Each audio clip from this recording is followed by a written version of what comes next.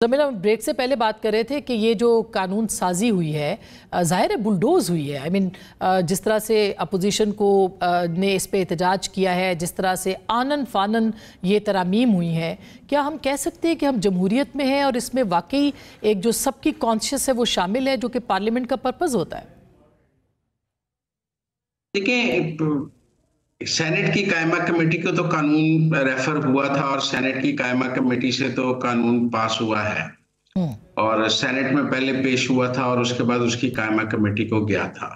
बाकी हमारे यहाँ तो ये कहा जाता है कि अरकान असेंबली की राय कोई अहम नहीं है। पीटीआई का तो ख्याल है कि पार्टी पॉलिसी अरकान असेंबली की राय से ज्यादा अहम है और अरकान असेंबली की जाती कोई राय नहीं होनी चाहिए कानून साजी पर, वो तो पार्टी पॉलिसी के तहत चलना चाहिए।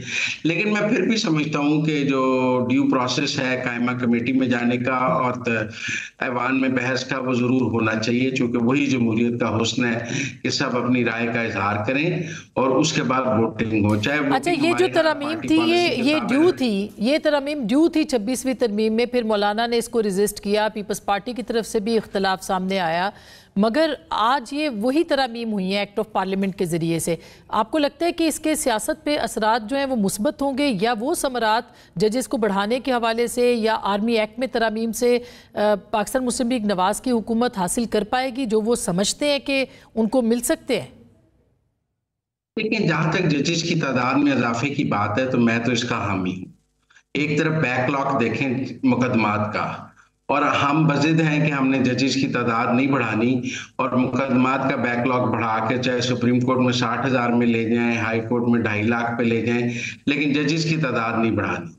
मैं समझता हूं कि हर सतह पर जजेस की तादाद बढ़ाई जानी चाहिए, क्योंकि बैकलॉग तो आप देखें, आम आदमी का मुकदमा सुनने का तो अदालतों के पास वक्त ही नहीं है और जजेस भी नहीं है। अब जो बैकलॉग है पाकिस्तान में सुप्रीम कोर्ट का, उसके नतीजे में क्या जजेस की तादाद नहीं इजाफा होना चाहिए?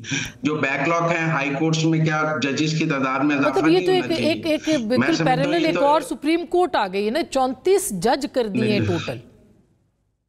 इसने कहा है कि सुप्रीम कोर्ट में 50 जज नहीं हो सकते। मुकदमात की तादाद के हिसाब से जजेस की तादाद होगी ना। आप पाकिस्तान में कानून मुकदमाबाजी तो देखें, कितना मुकदमा इस वक्त सुप्रीम कोर्ट में पेंडिंग है। मैं समझता हूँ 50 होने चाहिए। आप 34 की बात करते हैं। व्हाट्सएप आपका क्या कहना है इसके ऊपर? रोज नए मुकदमा दायर हो रहे हैं और पिछले 60,000 का फैसला नहीं हो रहा।